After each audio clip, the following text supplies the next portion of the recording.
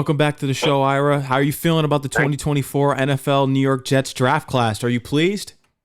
Yeah, actually, I mean, none of us really know how the players are going to play out, Hmm. but I just think the strategy that they took, I was happy with what they did. I mean, my scenario was if you could trade down and get a tackle and get an extra pick, that was my first choice. They did it. Hopefully, they got the right guy. They got a receiver. They got a quarterback of the future. They got two running backs. The other two kids, who knows? But I just think, for a general manager, and I've been on his case for a win now mode. Not only did he get pieces that could hopefully help this year, but he also, between the draft picks he acquired and the trading up and down, and he got a couple of players for the future. I think he made a nice mix, and I think the initial thoughts, I think their strategy was the right strategy. Did you agree with the strategy of two running backs? I found that a little bit questionable. I found it questionable, but you know what that tells me? That tells me that this is going to be a run-heavy team. Mm.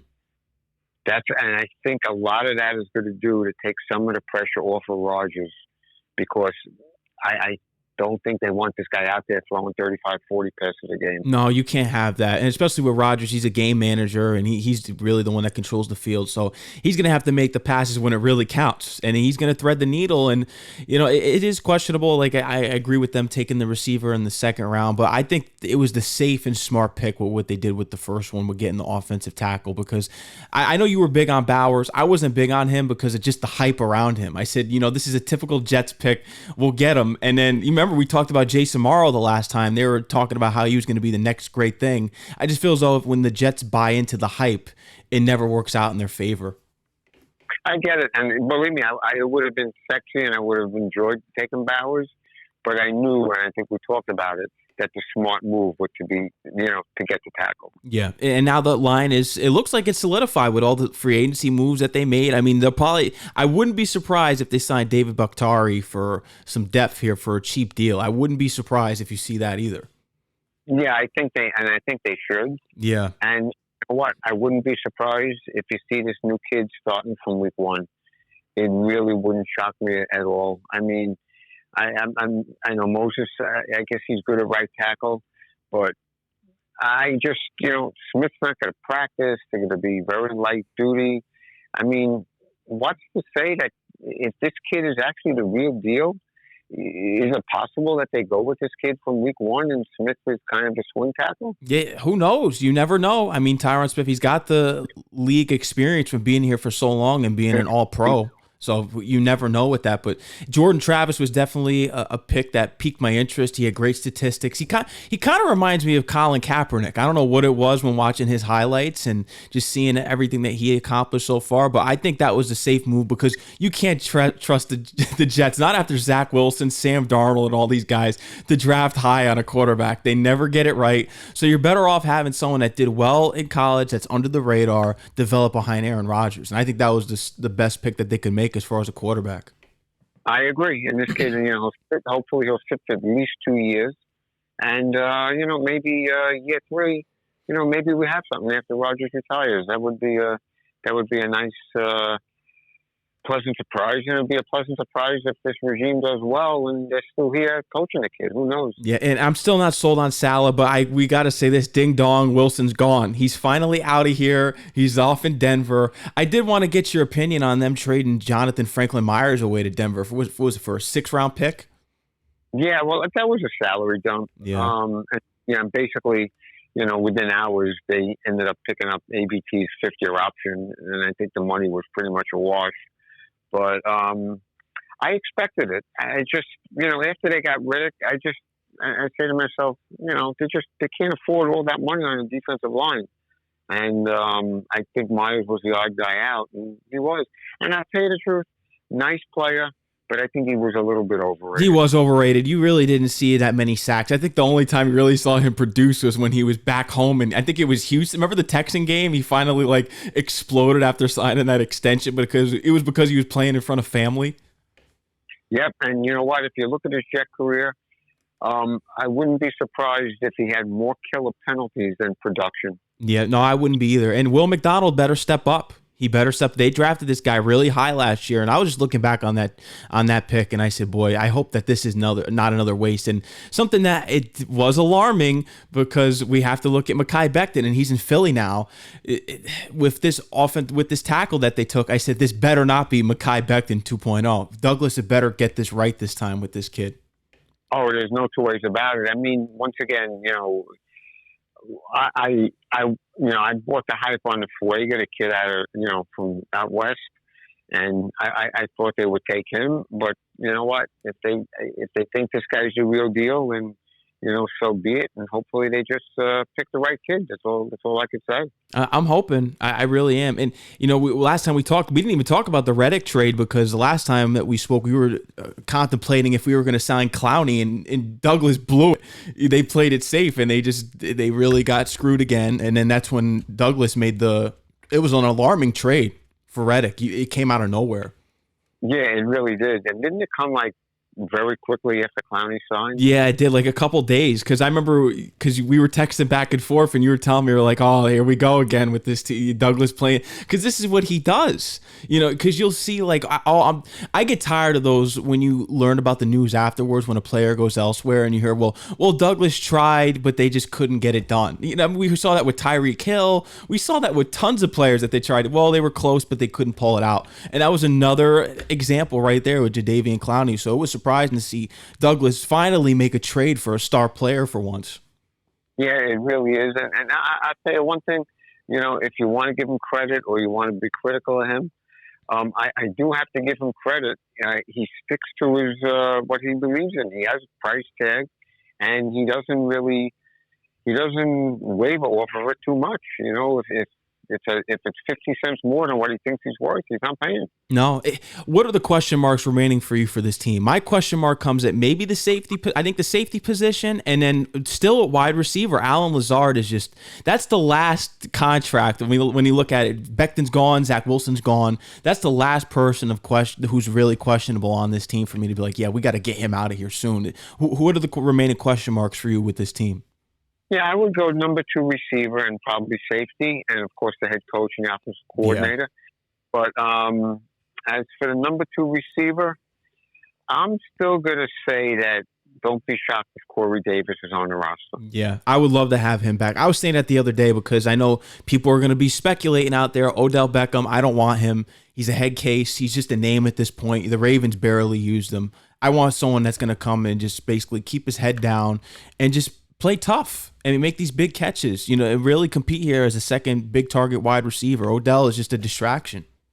Yep, I agree. And, it's interesting because you got Conklin, who's going to give you production with Rodgers. Mm-hmm. You got Wilson. You got the kid, Corley, right? Mm-hmm.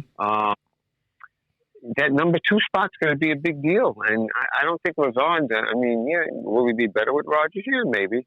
But, at the end of the day, I still think they need to get somebody. And I know Mike Williams is in the house, but there's just too many stories about him not being ready for the beginning of the year. Yeah, him coming off an ACL injury. It was a good signing, but it was risky because he's coming off the ACL. You don't know if he's going to be 100% or not. But Corey Davis is a safe pick. Bring him back, and then you finally have that big lineup that we were looking forward to last year because we had McCole Hardman and all these guys, Lazard, when we actually thought he was going to actually do something. Then we saw that he's pretty much a stiff, and he really didn't do anything for us last year but drop passes.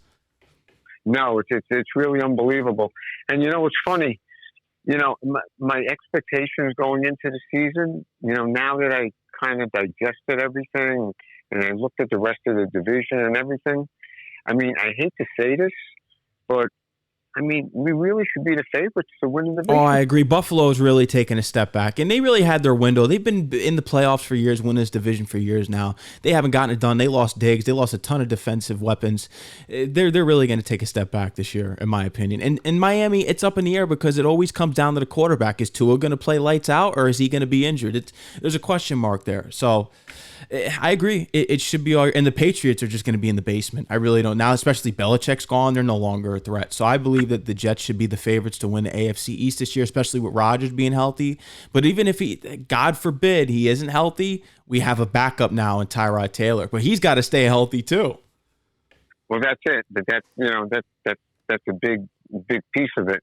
And once again, to me, this all comes down to the head coach now. Yeah. I think, except for like a couple of things we just talked about, this is all on Robert Saleh now. Yeah, 100%. I mean, have the team prepared. They got to be ready. You got to make the right calls in crunch time. And he's got to show me that he's ready to take the next step to become a winning head coach and a playoff head coach. And he's got to prove it to me. Oh, and I have a couple candidates in mind, because if he doesn't pan out, you got to get a new coach in here. You got Pete Carroll out there now. Mike Vrabel's out there. There's a couple guys. Hey, I would bring Rex Ryan back. I just, if Robert Saleh doesn't pan out, you got to make a coaching change. Yep, I agree. And you know what? Who knows what would be with Rodgers at that point? You really don't know. It's just let's hope we're talking about more positive things at the end of next. But like I said, just going back to the initial with the draft, the running back thing was kind of questionable. Mm-hmm. But I think I really do. I think that they're really gonna try to run the ball a lot next year. I think. Even with Rodgers a quarterback, like the way the Titans play football with Derrick Henry, I think that's what you're going to see from the Jets. Mm-hmm. I think you're right, and I think that's why they drafted two. But then at the end of the draft, we had two defensive backs drafted too, which was kind of interesting. I hope one of them could play safety, because safety is a needed position. Yeah, I don't think either one of them will be on the roster. They'll probably both be four guys. And there's probably a couple of veterans they might pick up, after June. I wouldn't be shocked. I think, it's really funny when you look at the roster. I don't even know how all these guys make the active team. I mean, there really isn't too many spots open. No, not with this team. This team, it's panning out nice. And I mean, it has to be panning out nice when we're trading away Jonathan Franklin Myers and some of these guys. So it goes to show you that there's a lot of talent on this roster. They just got to stay healthy. And I love what they did with the line. I'm surprised how quick that Douglas fixed this, but because he's known to be an expert on offensive lines, and it took him this long. It took him last year. It took Aaron Rodgers tearing his Achilles for it to be his wake-up call to say, oh, my God, I haven't established an offensive line, and this is my forte. Well, he blew it last year. We discussed it with Becton and Brown. You can't go into this with that. No. Good riddance to Becton, too. I mean, I wish him nothing but the best in Philly. He just didn't pan out here, and it wasn't going to be happening as far as bringing him back. But how does it feel now with the 80s logo being back? We finally shredded those Adam Gase threads that we had for a few years now. And it's probably the worst period of Jets play that you can associate with a uniform. And I'm so glad that are you happy, Ira, that we just shredded those terrible threads, those jerseys and logos that we had? Very refreshing. And I'll tell you the truth, I have a lot of it, and I think it's all going in the garbage. Yeah, I know. Yeah, and because we're diehards, and I want to get rid of these hats that I have. I just don't like them. I don't like them. Now that the old logo is now the new logo, it's very refreshing. It looks good, and like the other day, I went to get a visor to put on, and it had the logo from like the last 5-10 years, whatever it is. And I said, well, this don't look right. I said, it's like, there was nothing fun about it. So actually, as much as I really don't want to just, get a half a dozen things, I think I'm going to do it because I want to just I want to flush out the memories of the last 10 years. It was some of the worst. Oh, yeah, it was garbage. It was some of the worst years I've ever experienced as a Jet. Because I'm wearing the logo right now as I'm talking to you. I'm wearing the one that they had with Sanchez and Rex Ryan, the one with the Pennington years. That logo, that I don't mind that one. It's the one that they changed to as soon as they got Gaze. That logo is just. I mean, the helmets were horrible. It just said Jets with a football on it. It didn't even have the original oval logo. It was horrible. Matter of fact, it's funny. In my workout room, I have a desk and I have like a couple of mini helmets hanging up there. Hmm. So I have one from every different uniform they've had. And when I was working out 2 weeks ago, and I look at the desk and I see the one with the football on it, like the one that Gase brought in. Yeah. And it's like I want to just like throw it out. It's like I don't want to look at it. It's horrible. I don't know who decided to change those uniforms. I don't know why we went with them. The jerseys were terrible. The logo was awful. The alternate. It's so refreshing that we're getting the '80s the Sack Exchange era uniforms back. I'm so grateful for it now. You actually gave me. I'm off tomorrow, and it's going to be a cloudy, maybe rainy afternoon. And I'm going to be bored. And I really have my wife's out of town, and you actually gave me something to do. I'm going to go through. I probably got about 50 Jet T-shirts, but I got probably about a half a dozen to about 10 of them from that, Gase era. I think I'm going to throw them out. Yeah, just get rid of them. I think I don't want any remnant. I just don't. It's just like it's like a bad dream. Oh, it was horrible. It's the worst era. I don't ever want to see that logo because usually I'm a vintage guy. I'm a collector as far as stuff with that with my teams. I like the old logos. I just don't want anything to do with it. There's nothing great about it. Oh, there's nothing good about it. And you know what's really funny is that the logo that they brought back is I have a starter jacket that I got in 90 or 91, and I would only wear it, for at certain times. But now it's back because it's the exact logo. Yeah, now it's back in style. I have a couple of those ones with the 90s logo. I like that one or the one that we had with the Sanchez, Rex Ryan, Pennington years. Those are my two logos. I prefer the 80s one, even though I grew up on the Pennington era years logo one. But the 80s one, there's just something about it I really like. Yep, yeah, and the hats are going in the garbage. I can't. I'm a visor guy. I don't wear too many hats, but I do. I am going to pick out a couple of the hats. I'm going to toss them, and I'm going to order a couple of new ones. And yeah, I can't look at that stuff. It's just bad stuff. But we do have to look at this. Even though there's a positive, there comes a negative because remember, Aaron Rodgers tore his Achilles in the '80s logo uniform. I know, but it's a cool looking. Well, you know what? Maybe I should hold off on that because if something goes wrong and he gets hurt again, then maybe this logo is not good either. No. We should just change the whole logo as an entirety. maybe change the name of the team. Maybe go back to the Titans. Yeah, remember the Titans of New York. Oh, yeah. Matter of fact, it's funny when they brought those back as the alternative uniform. I have 2 sweatshirts. Mm-hmm. I have like a polo shirt, like a golf shirt with that. Mm-hmm. I have it stored away in the closet. I haven't worn it in maybe 10 years. And I look at it, why am I saving this for? There's no reason to hold on to this. I'm never going to wear it. Yeah, no.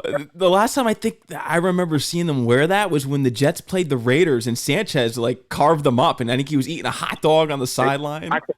Yes, but you see, if you remember correctly with those uniforms, the road uniforms were cool because they had the white jersey and the dark pants, and you could read the numbers and the names because it was a white jersey. Yeah. But the home ones, the blue was so dark and the gold was dull for the numbers. It was hard to make out the numbers and the names. It was like it faded. They did a really poor job with that. Really poor job. Yeah, that wasn't too good. I do remember that. But no jersey buying for me. I'm not buying any jerseys with this team. Don't ever buy a jersey again. It's not worth it because chances are the guys would leave after 2 or 3 years. Yeah, exactly. Yeah, I don't see. I know Rodgers has been really out there saying that he wants to play for another 4 years. I mean, stop. Yeah, and I only see it being a 2-year deal here. I only really see it being 2 year, unless somehow I mean, the guy, he does whatever he puts his mind to, even though he's kind of crazy. And I think we know this already because we talked about the off-field antics a little bit. But I only see this realistically being a 2-year thing. I agree. I think we got this year and possibly the year after. and I think then he's off in the sunset. Yeah, and I hope we win a Super Bowl. I really do. I mean, this is the closest that we could get unless Jordan Travis really turns into something. I have high hope for him, and I'm happy because I was thinking about it the other day, like when you had these guys like Petty and Hackenberg. Think about the terrible quarterbacks that they had to sit behind. Fitzpatrick, McCown.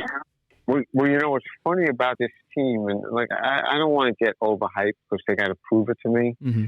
But if you really look at the group that they've assembled, it's probably the best looking team that we've had probably since Rex's days. Probably. I agree, and especially with when they fill out that receiver with Corey Day, they got to get him back, and then who knows? They could fill in another hole. You never know. Like I said, I think receiver and safety are the biggest needs that this team needs right now, and if they fill out those holes right there, Corey Davis, and then who knows what safety they'll bring in. I think they're going to be a legit contender as long as it all goes well and it stays healthy. And I know they'll probably bring in David Bakhtiari. We spoke about that earlier for more depth. You can't have enough linemen on this team, especially with all the injuries that happened last year. But Douglas really paved out this line. He really did. You got to give him credit for that. And I'm not someone that likes giving him credit because I feel as though he's really slacked for years.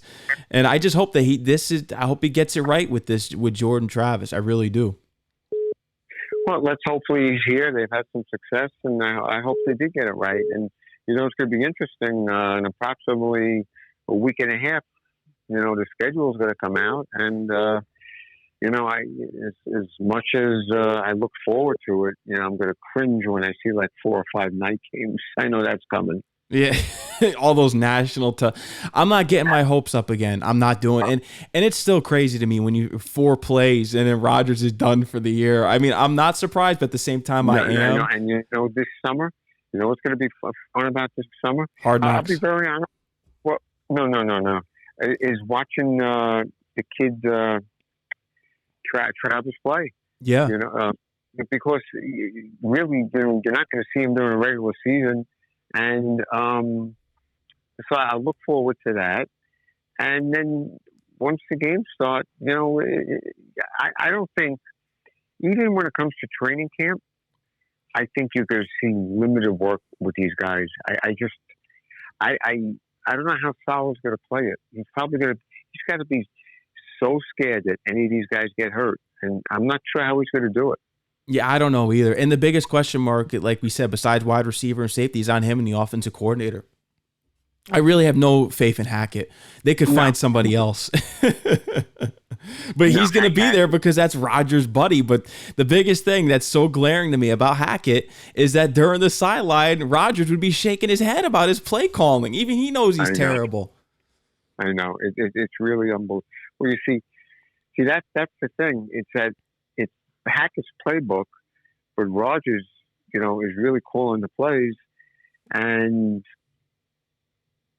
I think Hackett will probably look better this year because Rodgers is calling them. Yeah, exactly. And I'll tell you, if these guys, if they have Rodgers and all these guys and they still cannot perform, it really reflects how bad of coaching that these guys do. It really reflects on their jobs.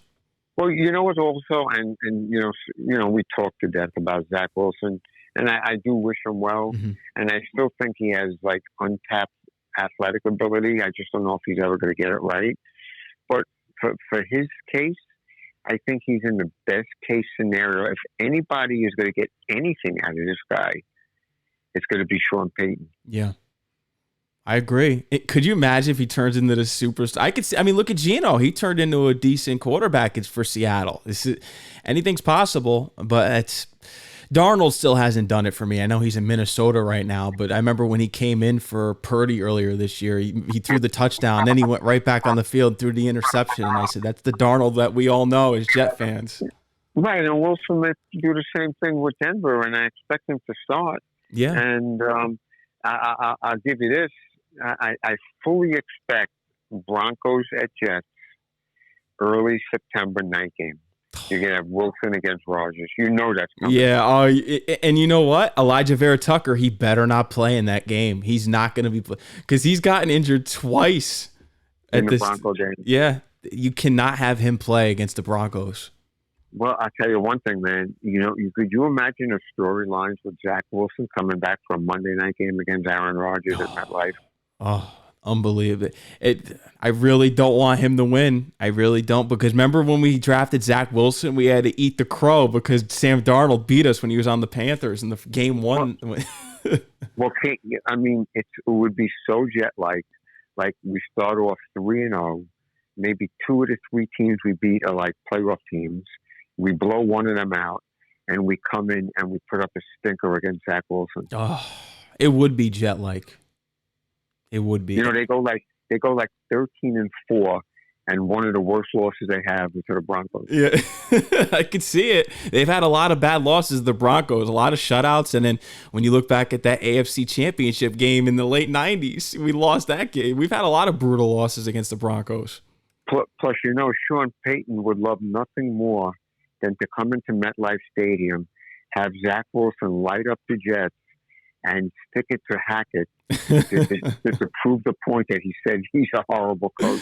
Yeah, just to prove it. See, I was right about last year. And we all know now he was right, especially with this play calling that has been going on last year. It's all in the coaches at this point. It really is. Yep. They have to stay healthy. If they're healthy, there's no more excuses. Zero. No. Yep. Zero excuses, and we'll see. And the schedule is going to be fascinating. I mean, I don't know how you feel about it. I think anything less than 4-2 in division would be unacceptable. Unacceptable, yeah. Yep. They got to sweep the Patriots, and they got to split with Buffalo and Miami. Yes. I would say that's safe to say. Yes. Yeah. Now, I haven't heard anything, but that Friday after Thanksgiving, there were a lot of rumors about the Jets possibly being locked in to host that every year. But I haven't heard a word about it. Yeah, I haven't heard anything on it either. And after last year's game, I don't want to see them again. It was against Miami. I don't want to see that again. Well, you know what? Actually, I mean, of course, I would either go to it if it's in New Jersey or watch it if I can't make the trip. But I got a very funny feeling that the Jets are going to be playing on Christmas Day. That would be interesting. Hopefully, it would make for a good Christmas present. But, I mean, I'm going to have a lot of optimism because if Rodgers is healthy, I really am. So I'm not going to be so negative as I was in the past because I had high expectations. The expectations are out the window. I'm not getting my hopes up again. They could have Hard Knocks. They could have the media tours and all this stuff that they had last year. I'm not buying into it until I see us winning games and players staying healthy. I'm just not doing it again.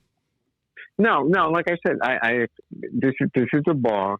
I have them at 11 and 6 or 17 games, right? 11 and 6, winning the division, and I don't think that's a lot to ask for. Nope. And they better get it done this year. Because do you think Douglas is safe if they have a completely flop season? Do you think he's gone too?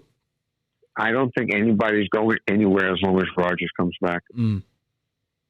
Oh boy, that's scary, especially for Saleh. I can't. If we have a flop year and I have to have another year of Saleh and his terrible press conferences, I don't know what I'm gonna do. Oh, you mean a losing year? Oh, that's a different story. Like if they come out, they win the division, and they lose in the first round of the playoffs, nobody's going anywhere. Yeah, no. But if they don't even make the playoffs.